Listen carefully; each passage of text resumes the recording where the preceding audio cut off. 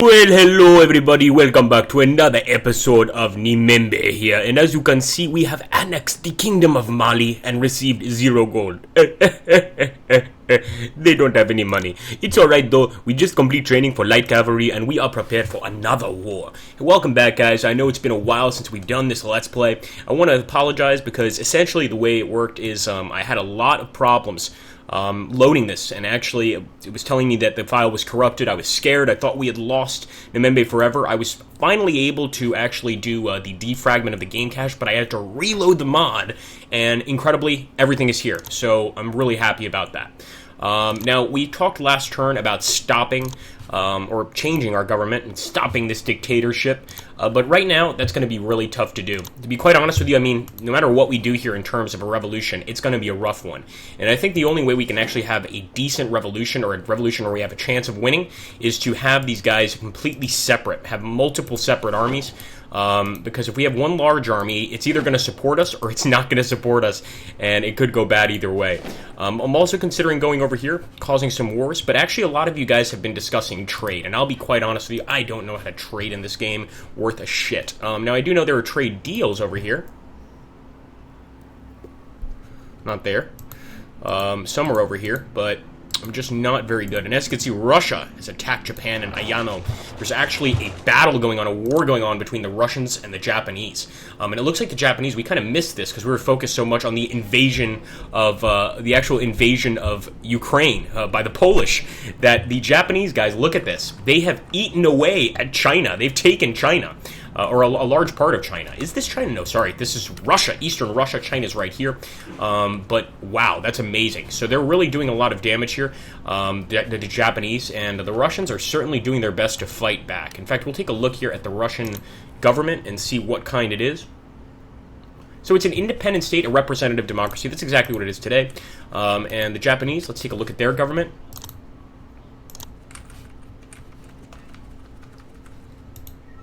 And really this turn, we're basically just looking at all the amazing things that have happened around the world. We're kind of taking a look at the world we've been in this entire time. So it is a constitutional monarchy, which is interesting. I believe the emperor, it is a constitutional monarchy. The emperor holds no real power, but he's a bit of a figurehead. And the Chinese, of course, are doing extremely well. They're kind of not doing anything in terms of attack. Tibet, or Bhutan, I should say, they've left alone.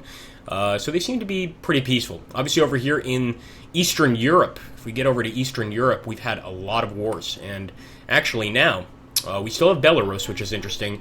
But as you can see, Ukraine has been taken over by the Polish completely. So the Polish government now owns Ukraine, and it's one large Ukrainio-Polish state, which is a bit weird, to be honest with you. But hey, anything's possible. So let's jump over here, guys, back to where we are, and I've considered a lot of different things. We could continue our wars. We could go ahead and sweep up Morocco. It's not going to be an easy fight, but I think it might just be worth it, because if we can take all of this territory from the Moroccans, we're going to have a massive amount of land. It really is going to be a massive amount of land, and I'm almost thinking, what better way to celebrate Nimembe's glorious birthday, just randomly made it today, than to attack this country, this sovereign nation. I think we're going to have to go for it. Let's go ahead and end our turn, and we'll also take this light cavalry, and I'll move them over here to Manantali as well. There we go. Maybe next time we'll try to play a Sierra Leone or something like that. It'd be quite interesting. Start as another African nation, see if we could do as well as we did with Liberia. Jamaica, man. I'd love to trade with Jamaica. Probably not for the reasons you guys anticipated. Alright, so here we go.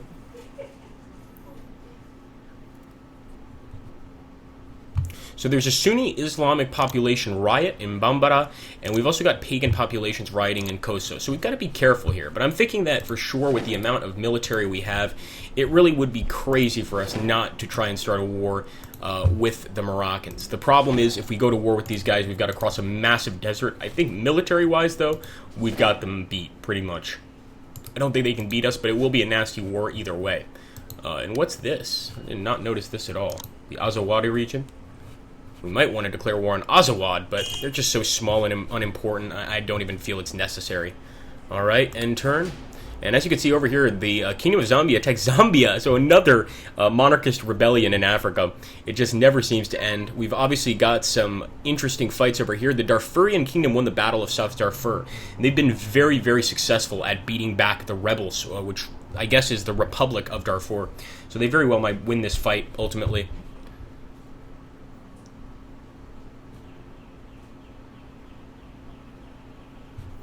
Okay, ended in Bambara. Bambara seems to be a place where a lot of civil disobedience happens.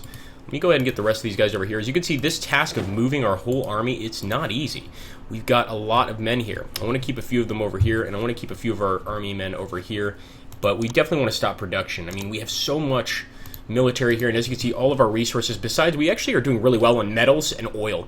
Besides that, we're having trouble, and especially with our coal, with our arms, our men have no guns, or few guns, it can be tough. Let's go ahead and continue.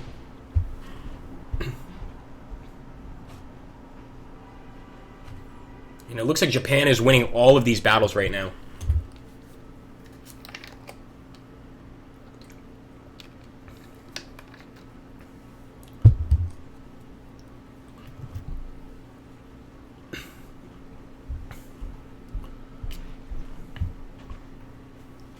Okay, guys, once again, another Sunni Islamic population rioting in Bambara. The funny thing is the Muslims and the pagans seem to be the only folks that riot. Our Christian population doesn't riot at all. I'm almost thinking maybe it's a good idea to turn to Islam, maybe create an Islamic communist state, because it does seem that they are the most aggressive of all of our religious groups. So despite them not being in the majority, perhaps we could still use them. Anyway, guys, here we are right on the border of Morocco, and I'm going to let you guys decide what we do here, because I really do want to attack, but if you guys think it's a bad idea for the future of the country and you want us to focus on trade, we can do that. Obviously, I'm going to have to jump and watch a trade, some sort of trade or diplomatic relations tutorial to figure out what to do, but we could start turning this into a trade state. Believe it or not, guys, we have a lot of metals. We've got a lot of oil, too. Not a lot, but a decent amount, and we could be a fairly important player, at least in the West African trade sector. So I hope you guys will give me some good advice, and we'll go that route. Thanks so much for watching, guys. Take care. The next episode will be longer, but since we're getting back, I really want you guys to decide here what we do next. It's been a while. Take care, my friends.